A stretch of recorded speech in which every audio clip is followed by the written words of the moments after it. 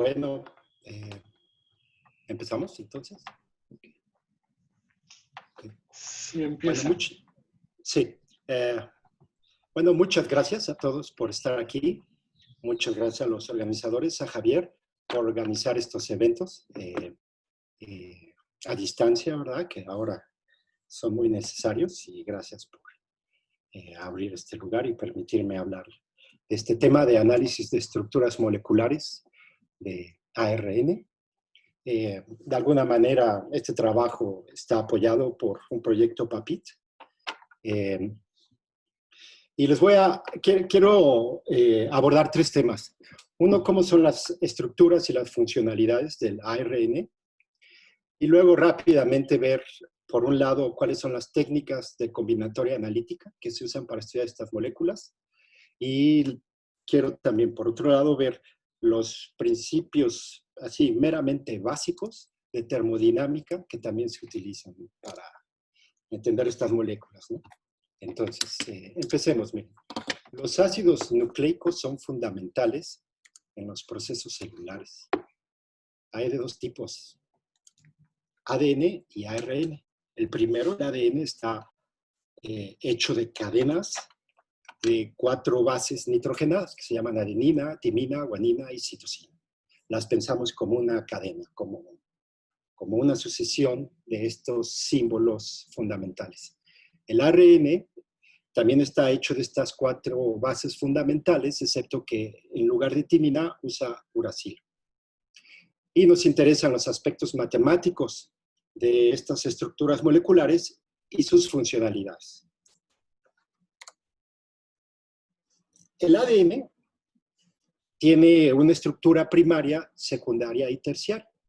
La primaria es esencialmente la palabra hecha de las sucesiones de las bases nitrogenadas. Tiene un principio que se llama 5' y un final que se llama 3'. Esa es la estructura primaria, la palabra que ustedes ven. A través de una cadena de ADN complementaria de enlaces de Watson y Crick, surge la que conocemos como la estructura secundaria, que casi siempre es una escalera de bases. A veces se bifurca y tiene otras cosas, pero esencialmente casi siempre viene pareada con una sucesión complementaria. Los enlaces de Watson y Crick, como saben, juntan adenina con timina y citosina con guanina. Adenina con timina y citosina con guanina, por enlaces de hidrógenos dobles y triples. La estructura terciaria es la famosa hélice que todos ustedes conocen, que vio por primera vez esta Rosalind Franklin. Entonces, el ADN es la molécula que contiene toda la información genética del individuo. La información está codificada en genes. Son las instrucciones para que la célula realice sus funciones biológicas. Las instrucciones se envían a través de una molécula de ARN, el llamado mensajero que todos conocemos, ¿no? Cuando nos hablan del RNA o ARN, pensamos siempre en el mensajero. Las estructuras primarias del ADN y el ARN coinciden, son una palabra hecha de 4 símbolos. Pero las estructuras secundarias y terciarias de estas moléculas de ARN son de alguna manera más diversas que las del ADN. Y esto permite que las moléculas de RNA formen componentes funcionales dentro de los procesos celulares.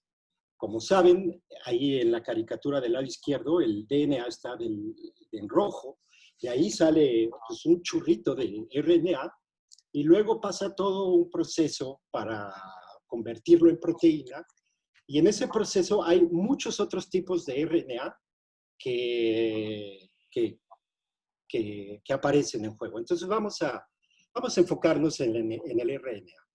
Como habíamos dicho, la estructura primaria es de nuevo una palabra, pero las estructuras secundarias y terciarias son más diversas. Aparece un enlace nuevo. Están los de Watson y Crick, pero también la guanina se puede pegar con el uracilo, y esto es importante para la transcripción de genes al final. La estructura secundaria, como vemos en el cuadro inferior central, este de aquí, la estructura secundaria,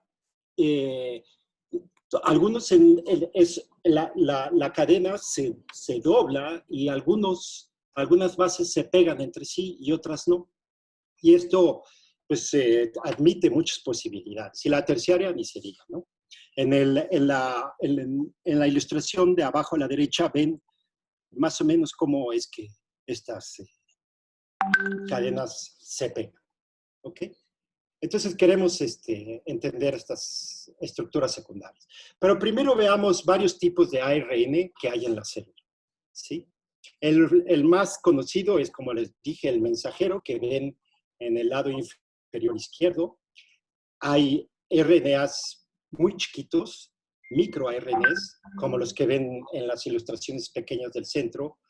Está el RNA viral o vírico, como el del el famoso de ahorita, del SARS-CoV-2 que vamos a estudiar a lo largo de esta charla. Vamos a enfocarnos en varios de estos tipos de RNA. Miren, la longitud promedio de un mensajero, de un RNA mensajero, es de aproximadamente 2.2 kilobases. Aunque en el humano llega a haber genes de hasta 10.000 bases. ¿Sí? Ahorita quiero ver varios tipos de ARN y ver sus escalas para darnos una idea. Entonces, el mensajero, que es el más famoso, mide 2.2 kilobases. Eso es ya después de pasar por un proceso de splicing, que se llama. Cuando el RNA sale del DNA, que lo genera la RNA polimerasa, ya que sale el RNA, pasa por un proceso de splicing en el cual varios cachitos del medio de ese RNA, que se llaman intrones, se retiran y ya sale entonces el RNA mensajero. El genoma humano, por ejemplo, la triglobulina, una proteína de 8.500 bases para ser traducida, se interrumpe por 40 intrones de 100.000 bases. Entonces, como vemos en general, el RNA que sale de la RNA polimerasa es bastante más largo que lo que conocemos como el mensajero. Estos son grandes. Hay RNAs más pequeños, conocidos como microRNAs, como el de interferencia o el silenciador. Estos son RNAs de aproximadamente 20 bases, como el que vemos ahí en la primera ilustración pequeña, este de aquí.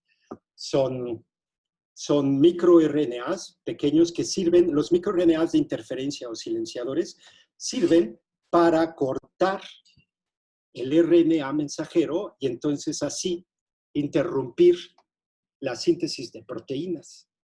Entonces, es una herramienta muy útil. Otro tipo de RNA un poco más grande, estos son de 100 bases aproximadamente, son los RNA guías que se encuentran en estructuras en complejos como CRISPR-Cas9, que fueron descubiertos en bacterias como un sistema de defensa ante los bacteriófagos. Los bacteriófagos son ahí unos virus que quieren ahí hacerle mala onda, ¿no?, a la bacteria. Y entonces, las bacterias tienen este sistema de CRISPR, en el cual es un complejo al cual se le pega una cadena de RNA de aproximadamente 100 bases, y lo que hace, muy parecido al silenciador o al de interferencia, es cortar, pero en esta ocasión corta el DNA directamente, no el RNA, no el mensajero RNA, como el de interferencia. CRISPR corta DNAs. Los ARNAs víricos. Estos, por ejemplo, el del coronavirus, el del SARS-CoV-2, su genoma mide aproximadamente 30.000 bases. Lo cual tiene sentido, fíjense, este bichito en la parte de afuera tiene 3 proteínas, la E, la S, la M, tiene una membrana lipídica, adentro tiene todavía otra capa,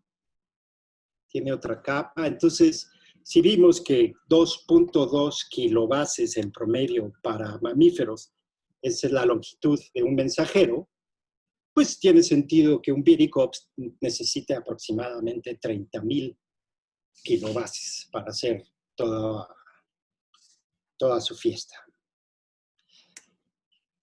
Otros tipos de RNAs, por ejemplo, el ribosomal, ese que vemos a la derecha azul en la ilustración, ese tiene 1545 bases.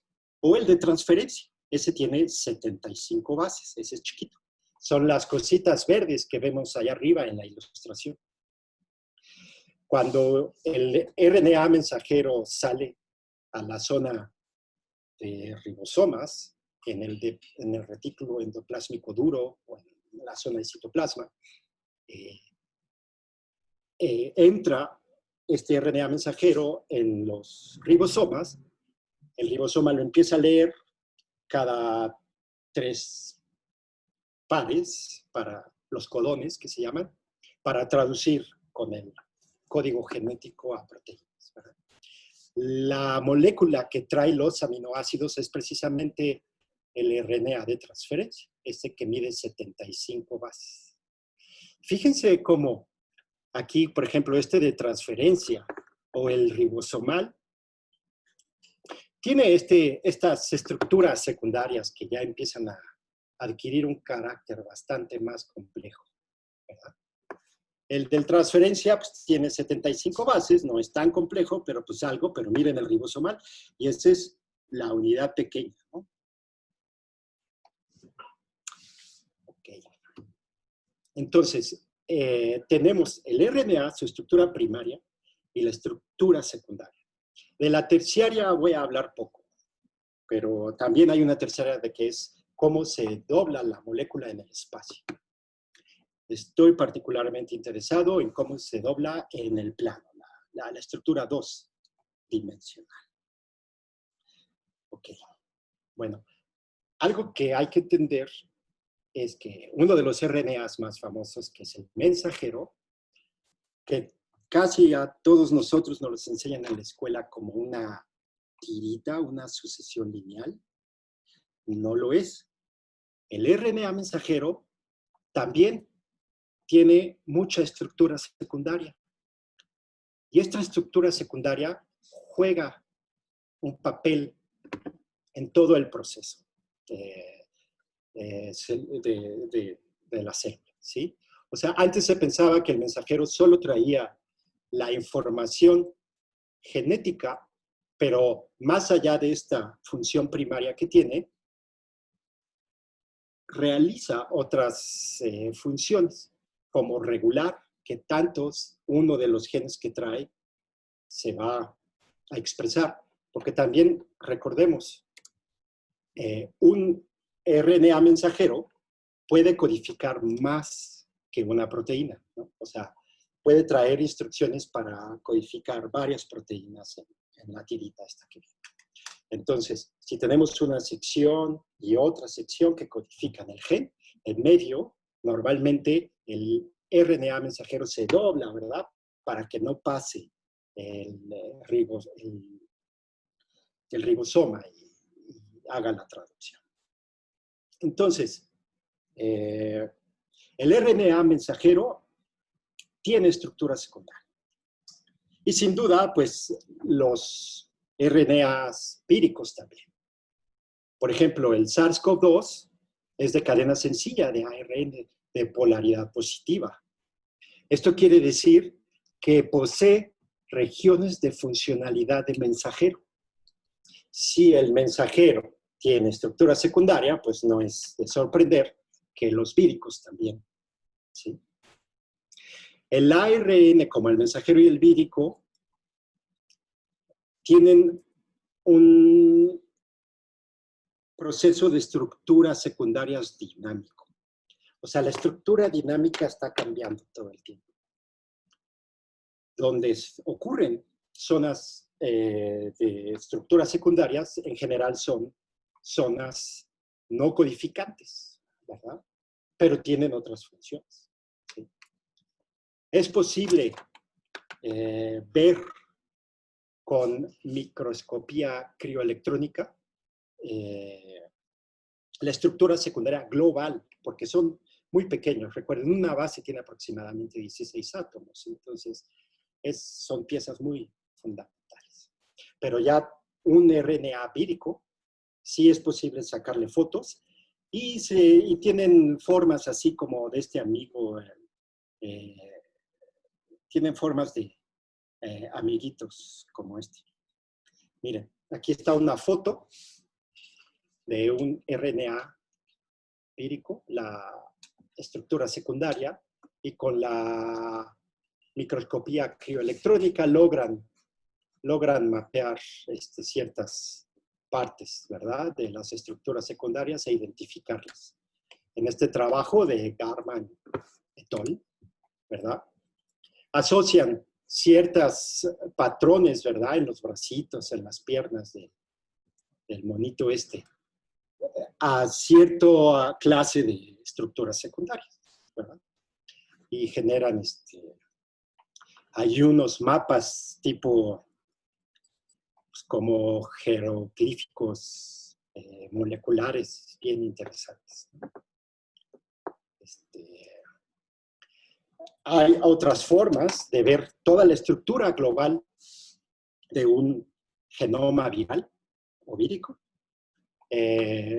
Por ejemplo, en este artículo nos muestran esta gráfica, ¿verdad?, en la que resumen todos, pues ahora sí que todas las características, todos los parámetros. Y quiero irme hacia este camino. Fíjense, en este tipo de gráficas nos dan dos tipos de información. Una es del tipo combinatorio y otra es de tipo termodinámico. Entonces, el propósito de la charla también es irnos un poco hacia allá y entender qué clases de cosas han hecho.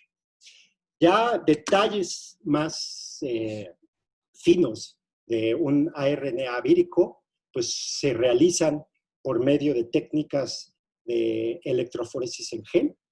Como vemos ahí en la ilustración, se empiezan a detectar este tipo de patitas, se hacen por pedazos, ¿verdad? Pues todo el mapa, ¿verdad?, de este tipo de RNAs víricos, ¿sí? En particular, he notado que hay muchos artículos que se enfocan sobre todo en la estructura secundaria al principio y al final de los virus, ¿sí? Aquí, por ejemplo, vemos pues, una comparación de varios tipos de coronavirus, ¿verdad? Las partes, diferentes partes secundarias de estos virus. De este tipo de trabajos hay muchos. También se ha observado que la forma en que cambian estas estructuras secundarias es bien dinámica, ¿verdad? Y esto sugiere que las estructuras secundarias podrían tener influencia en las mutaciones de estos bichitos, de estos virus, ¿verdad? Los cuales, por cierto, sabemos que tienen una tasa bien alta de mutación, ¿verdad? Son de todos los organismos que se conocen, no digo vivos, ¿verdad?, porque los virus no se consideran entes vivos. De todos este tipo de organismos, pues los virus son los que tienen la tasa de mutación más alta.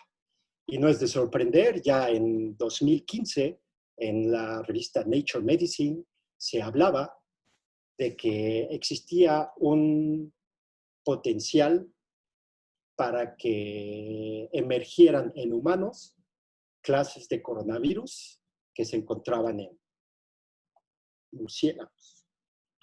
Y bueno, ya en 2020, pues los chinos, ¿verdad?, descubren que en efecto tenemos un nuevo amiguito en casa.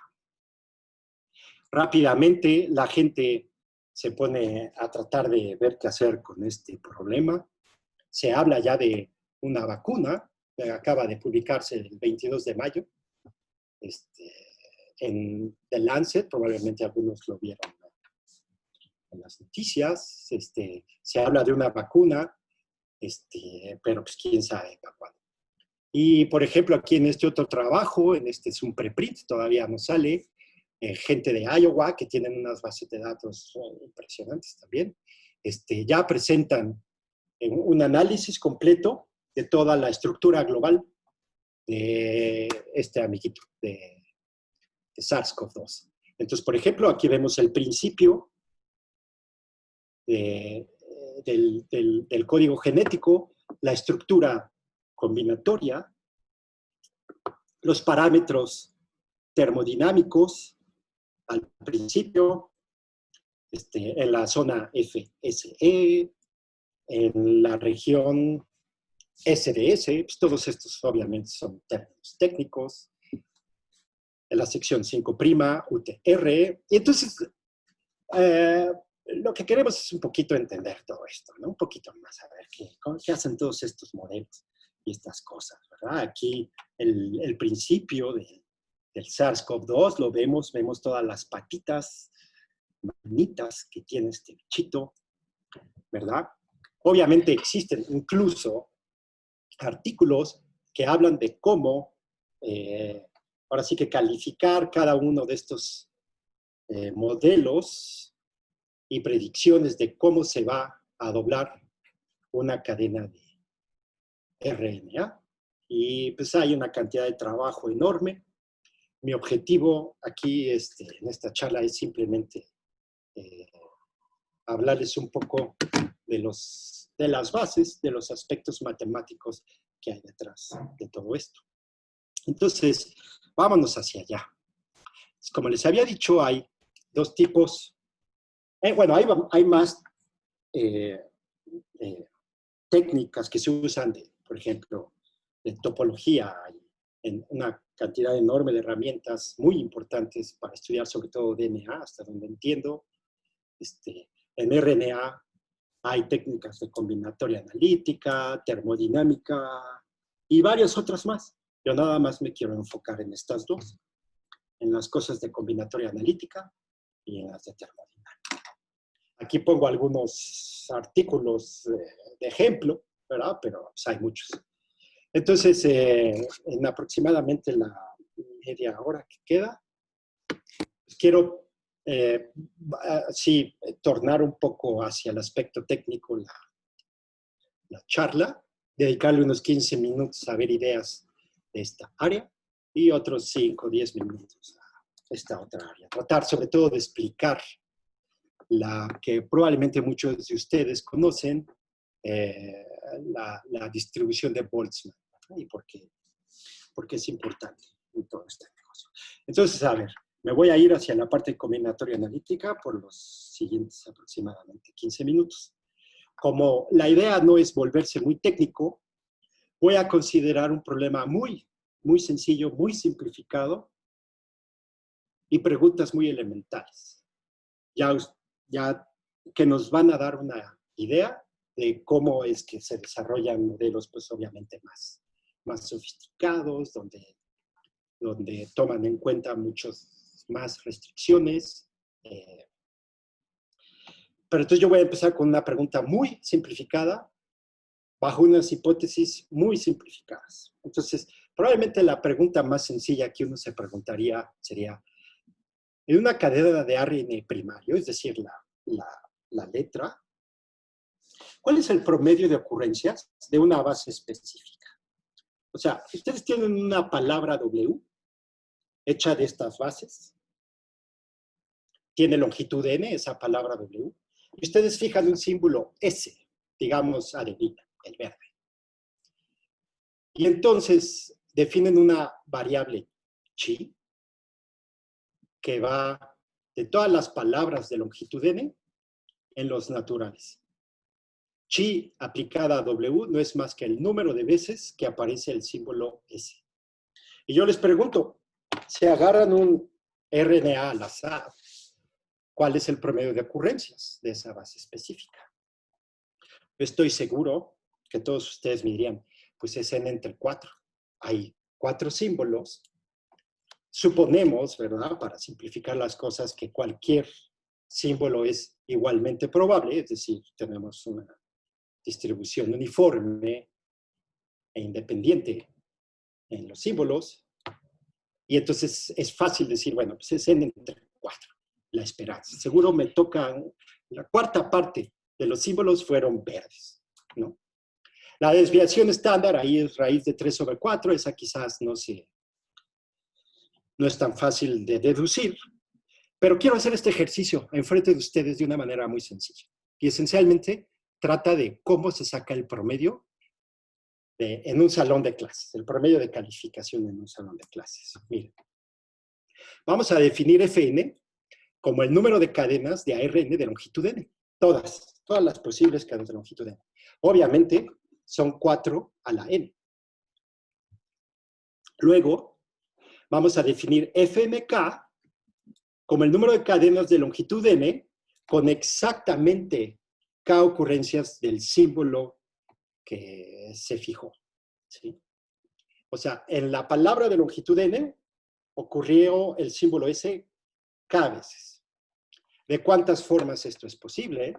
Bueno, tienen n lugares, escogen k, donde ponen S, y el n menos k resto de lugares ponen las otras 3 bases nitrogenadas.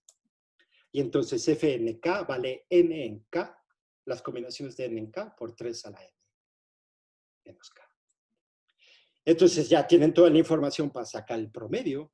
Fíjense, la esperanza del parámetro es el número de palabras con 0 ocurrencias del símbolo, pues por 0 veces que ocurrió, más 1 por el número de palabras de longitud n donde ocurren una vez por 1 y 2, 3, está claro, ¿verdad? Y luego dividen entre Fn el número de cadenas de longitud n, es el tamaño del salón, ¿no?, de clases. Sustituyen y ya hacen las cuentas, pum, pum, y sacan n sobre 4. Aquí vemos un histograma, ¿verdad? Para n igual 20, 21, 22. Tenemos una distribución binomial y es bien conocido que la distribución binomial tiende a ser normal, ¿no? Aquí ya vemos la curva de Gauss. Ok, si esto está claro, ahora lo que vamos a hacer, fíjense, es vamos a abstraer este procedimiento en este recuadro que ven a su derecha. Lo vamos a abstraer de manera funcional. Vamos a poner todos los coeficientes Fn en una función generadora, la Fn por z a la n, y tomamos la serie. Si sustituimos, vamos a ver que la función que queda es 1 sobre 1 menos 4z. Una función muy sencilla, una función racional, es de una serie geométrica en 4z. Hacemos lo mismo con los coeficientes que traen doble índice. Los coeficientes que marcan el parámetro, decimos. Los coeficientes que nos dicen el número de ocurrencias del símbolo. Los ponemos en una función generadora, o en este caso ahora es bivariada, z a la n, u a la k, y ponemos el fnk, y tenemos una suma doble, ¿ok? Nada más los ponemos en una serie generadora, así de sencillo. Hacemos las cuentas y nos queda esta otra función. Ahora es de 2 variables. Si esta función f mayúscula la derivamos parcialmente con respecto a la variable u, y al final la evaluamos en u igual a 1, como u se volvió 1, nos va a quedar una función de una sola variable que vamos a llamar omega de z. Esa función se llama la función generadora cumulativa y resulta que su enésimo coeficiente es precisamente el numerador que necesitamos en la fórmula para sacar la esperanza. ¿Sí ven? Este número que está aquí es precisamente la derivada parcial con respecto a u de la función generadora bivariada que marca el parámetro que estamos estudiando. Entonces, sacar la esperanza para palabras de tamaño n es simplemente sacar los enésimos coeficientes de la función generadora cumulativa y de la función generadora ordinaria. Y de esa manera obtenemos el que se llama el primer momento, la esperanza, n sobre 4. Espero que esté claro, porque ahora ya no vamos a hacer estas cuentas del lado izquierdo. Simplemente vamos a usar esta técnica que se encuentra en esta cajita gris. Para la variancia no les voy a hacer las cuentas. Simplemente vuelvo a usar esta técnica. El segundo momento lo voy a poder obtener volviendo a derivar la función generadora bivariada. Saco la segunda derivada, evalúo en 1, le saco el enésimo coeficiente, divido entre el enésimo coeficiente de la función generadora original, la ordinaria, le sumo la esperanza, que ya conozco, y obtengo el segundo momento, y con el segundo momento obtenemos la varianza. Bueno, este es el ejemplo, el sencillo. Pero entonces eso es lo que vamos a hacer con el resto de parámetros que vamos a considerar. Vamos a deducir la función generadora. Vamos a deducir la función generadora bivariada, vamos a derivar, obtener la acumulativa, volvemos a derivar, la varianza, etc. Hay un detalle aquí. Estos coeficientes, en este caso, tuvimos acceso a ellos. Sabemos que el Fn, el de la F minúscula es 4 a la n, sabemos que el de la omega es pues esta suma que está aquí. A veces no es posible tener acceso a los coeficientes. En ese caso, uno usa las equivalencias asintóticas, ¿verdad? Esa es probablemente la parte más importante de la combinatoria analítica. Toda esa colección de herramientas de variable compleja para deducir los coeficientes. Entonces vamos a ver un ejemplo un poco más sofisticado en donde ocurre esa situación en que no tenemos acceso a los coeficientes. Vamos a considerar ahora la siguiente pregunta. Vámonos a la estructura secundaria. La estructura secundaria son como estas, ¿no? Como la del lado derecho. Tiene cuadraditos, tiene pentágonos, hexágonos, tiene estructuras más... hay otros tipos de partes. Entonces, queremos saber cuál es el número promedio de partes que ocurren en una ARN de longitud n. Entonces, el modelo que vamos a usar es el de las disecciones, ¿sí? Tenemos la cadena primaria y luego se dobla, pero si esta cadena primaria la ponemos alrededor de un polígono convexo, entonces el tipo de estructura que se forma es como la del lado izquierdo, es una disección, ¿sí? Entonces, el problema realmente es calcular el número de partes en una disección aleatoria de tamaño n. Es una disección de polígonos. Obviamente aquí estamos dejando muchos cabos sueltos. En una disección de polígonos arbitraria tenemos triángulos, varias bases se pueden pegar a varias. Entonces, hay que hacer varias restricciones para modelar con precisión el RNA. Pero por claridad ahorita aquí lo vamos a dejar así. Entonces, ¿cómo trabajamos este tipo de problemas? ¿Cómo determinamos el número de partes promedio en una disección de polígonos? Bueno, pues de esta manera, como ven ustedes aquí. Es mucha información. No es mi intención que nos sentemos a ver cada detalle, pero sí es mi intención de que vean que en la primera columna lo que hacemos es deducir la función generadora de las disecciones. Es esta función. El enésimo coeficiente, fíjense, está abajo, es el número de disecciones que hay.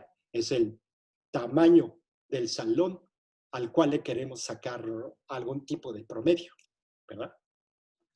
La función generadora se deduce también a partir de las especificaciones combinatorias que se llaman. Esto es un asunto medio técnico, sí, sí, pero esencialmente se trata de que una disección no es más que un polígono al cual se le pegan disecciones, como ven en la ilustración del lado izquierdo superior. Y lo que hacemos en la mu roja que multiplica los polígonos, lo único que está haciendo es marcar al polígono. Se deduce la función generadora bivariada Y, por ejemplo, si ustedes sacan sus coeficientes, por ejemplo, el coeficiente que multiplica a z al cubo es u más 5u cuadrada más 5u cúbica.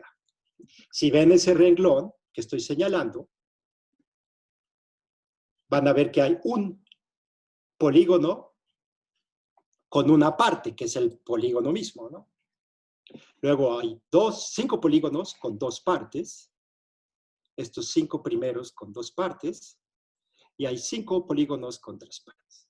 Entonces, la función generadora bivariada pues, trae toda esa información, la derivamos y hacemos toda esa talacha y deducimos la esperanza y la varianza. La esperanza es n sobre raíz de 2. La varianza es n sobre 4 raíz de 2. Al hacer las cuentas, uno descubre que aparecen otras clases combinatorias muy interesantes, ¿no? Como los números de Delanoy, centrales, etc. Ahora, fíjense, las expresiones exactas de la esperanza y la varianza aquí son exactas, pero no nos dicen nada, no sabemos exactamente cuánto valen. Es más valioso saber su comportamiento asintótico, saber que este número que está aquí es aproximadamente n sobre raíz de 2 y que la varianza es como n sobre 4 raíz de 2. Entonces, las técnicas para deducir estas equivalencias asintóticas, pues es la otra parte importante, ¿verdad?, de combinatoria analítica. Y esencialmente trata de dos principios, así como en las leyes de Newton en la mecánica clásica, en la combinatoria analítica tenemos dos leyes, dos principios. El primer principio es el que dicta el crecimiento exponencial. ¿Sí? La posición de las singularidades va a decir cuál es el crecimiento exponencial. La naturaleza de las singularidades, es decir, si es un polo, si es un punto de corte ramificante, etc. Ese tipo de singularidades es el que va a determinar el crecimiento subexponencial. ¿Sí?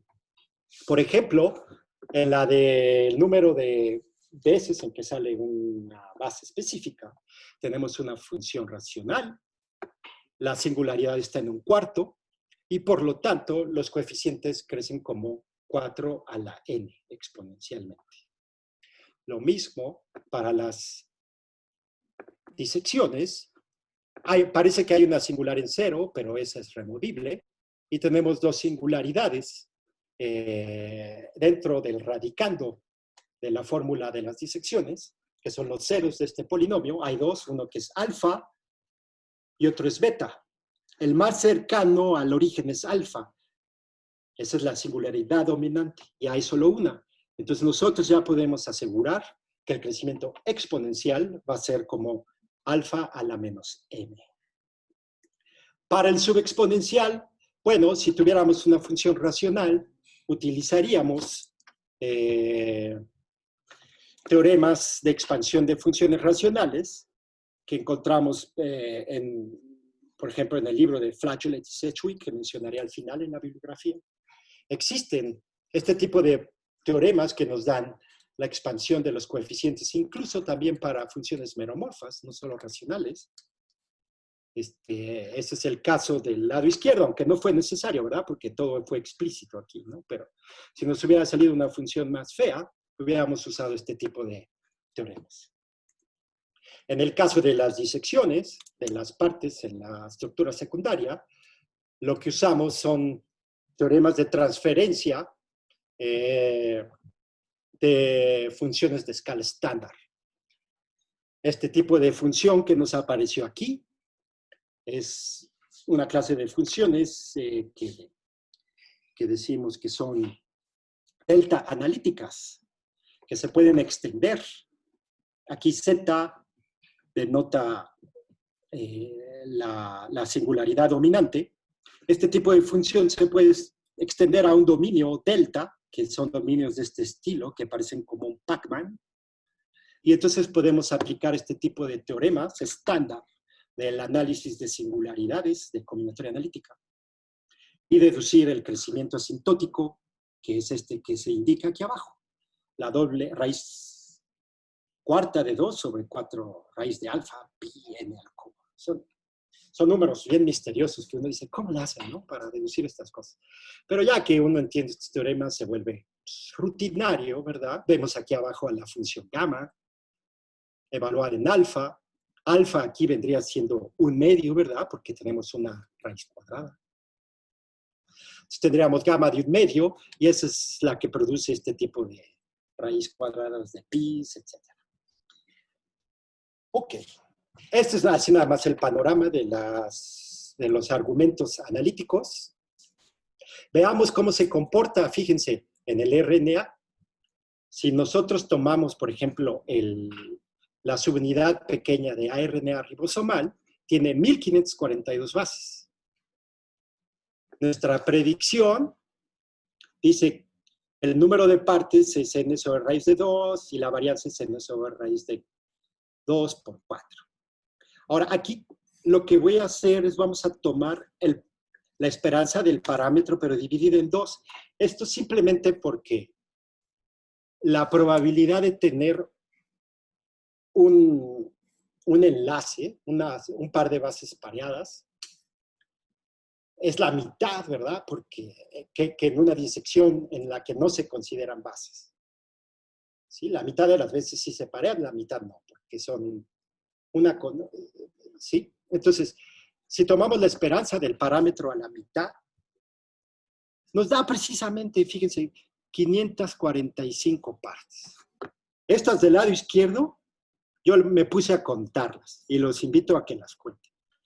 Les van a salir 545 de veras.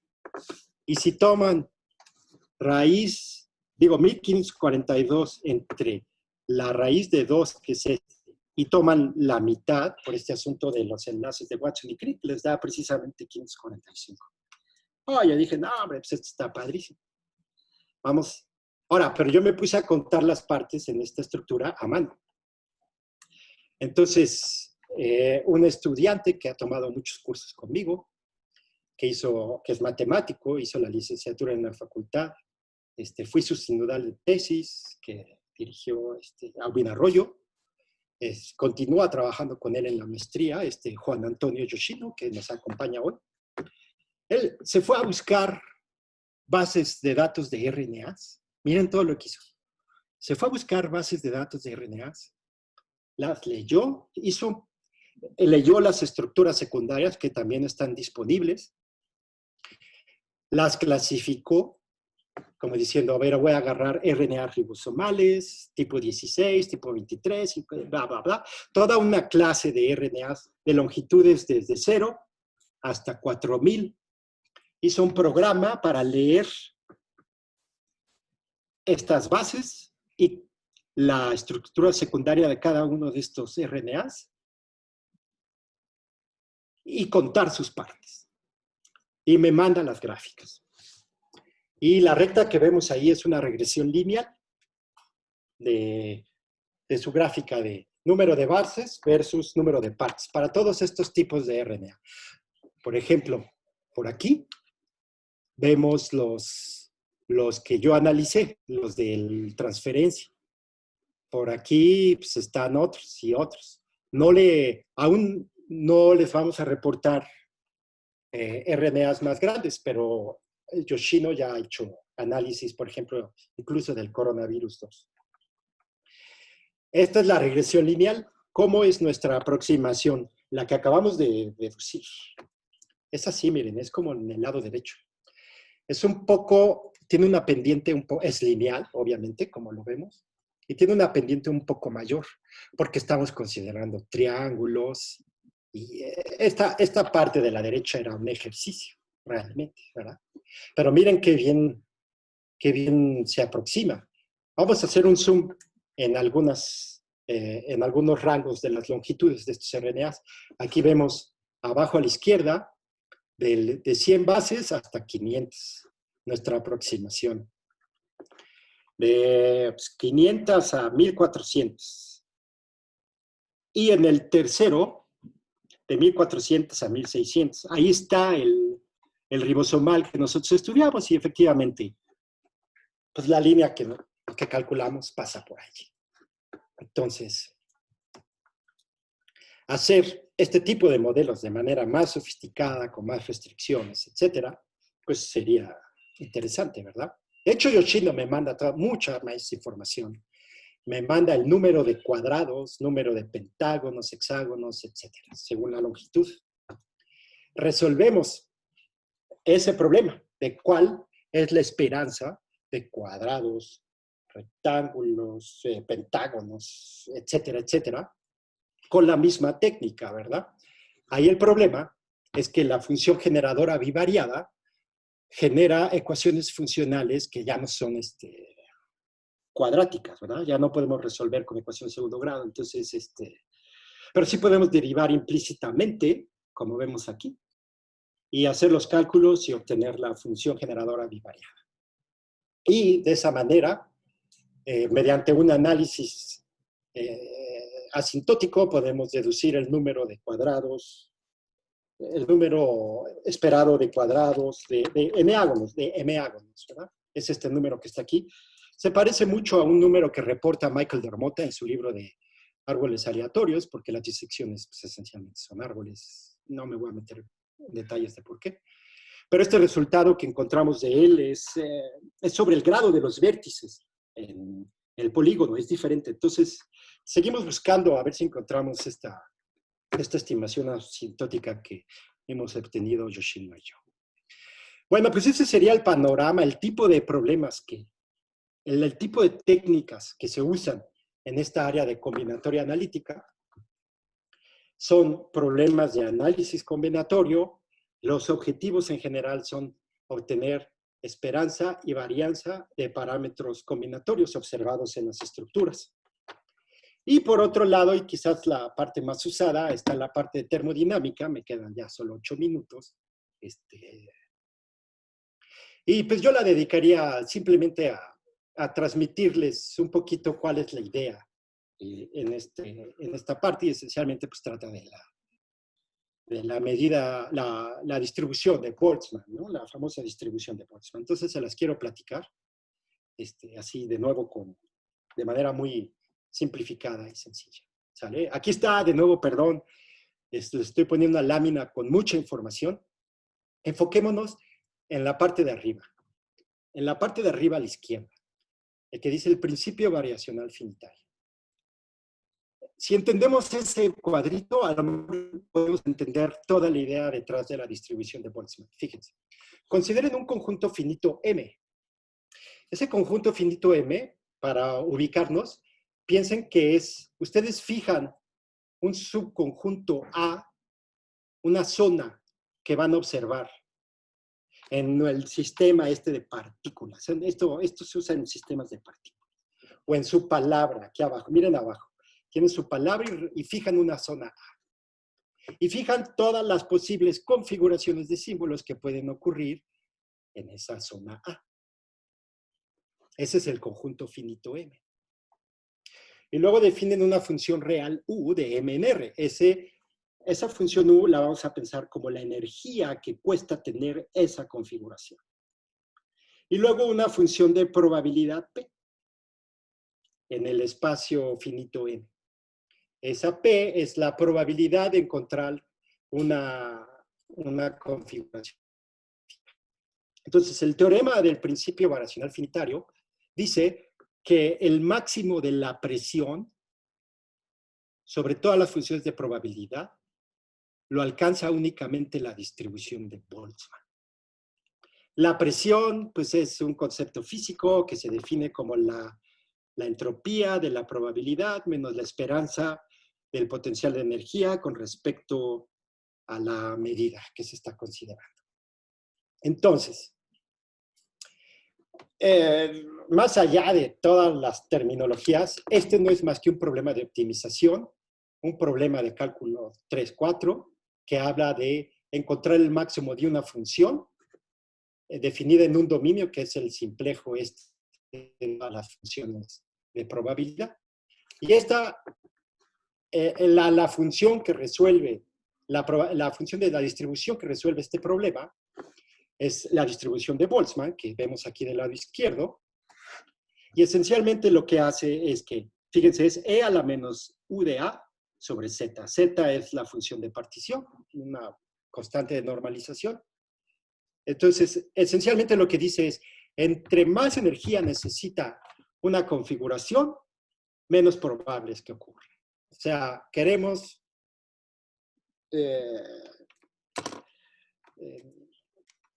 gastar el menos cantidad posible de energía.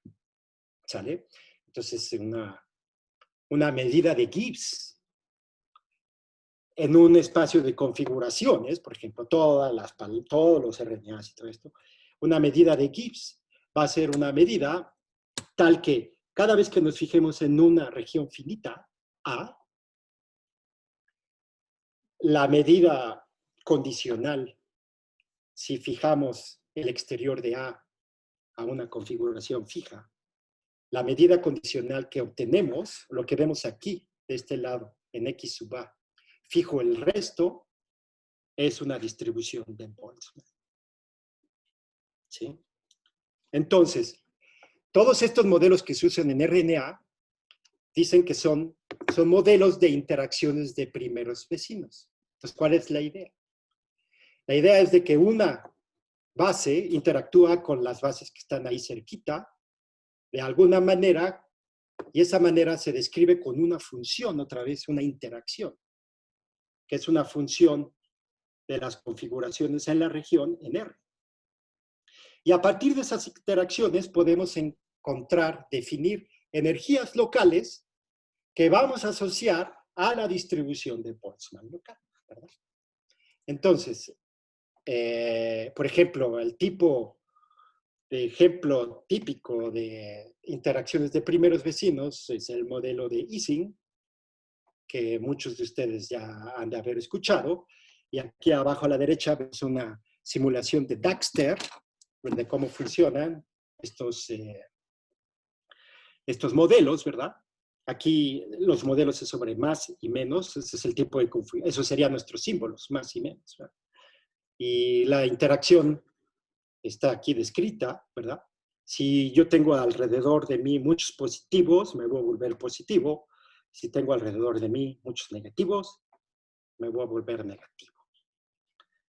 Entonces, en este modelo se forman islas de positivos y negativos, ¿verdad?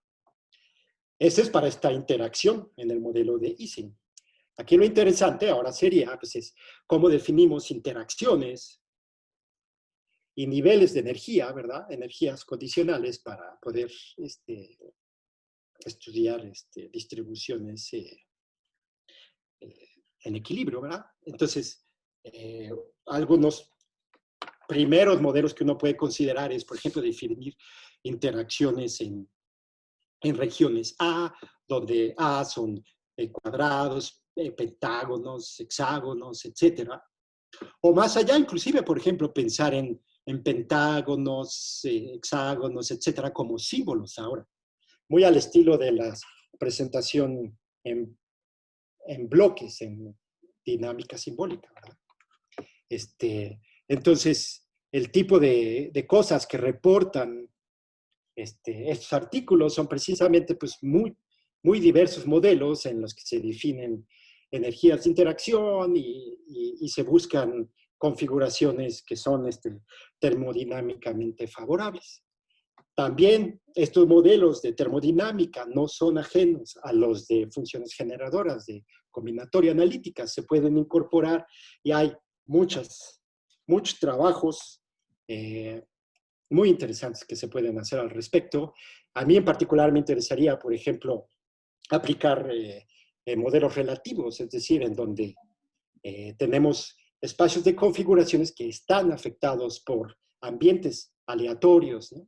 Tenemos algunos resultados en donde las medidas de Gibbs asociadas son equivalentes a los que llamamos estados de equilibrio, ¿verdad? Eso ya son cosas más complicadas. Ese sería un poquito uno de los temas que me interesaría desarrollar. Entonces, en resumen, existen múltiples tipos de ARN que cumplen con diversas funcionalidades, ¿verdad? Varias técnicas se utilizan para estudiar las estructuras moleculares de ARN y hemos visto algunas de las ideas básicas desde perspectivas de combinatoria analítica y formalismo termodinámico. En particular, ya discutimos el método simbólico de análisis complejo que utiliza funciones generadoras y variadas para obtener parámetros estadísticos como la esperanza y la varianza, de parámetros combinatorios como las partes, el número de bases de cierto tipo, etc. También vimos definiciones básicas, así muy por arribita, ¿verdad? De lo que son las medidas de Gibbs, estados de equilibrio y este tipo de parámetros termodinámicos que reportan en este tipo de trabajos. Es un problema realmente complejo. Hay mucho trabajo detrás. Aquí hay un poco de bibliografía, el libro de Waterman, que es quien inicia en el aspecto biológico toda esta área de usar funciones generadoras. Christian Reidis es uno de los pioneros, ¿verdad? Que usa sobre todo pseudonudos, de esos que les gustan a Fico, que mencionaba la charla pasada, el libro de Flageolet Sedgwick, algunos libros de biología molecular. He usado varias imágenes animadas, como se habrían dado cuenta. Ahí tienen todas las referencias a ello. He utilizado mucho material de muchos lados. He tratado de referirme a todos ellos. Espero que no se me haya ido ninguno. Y pues eso es todo. Gracias.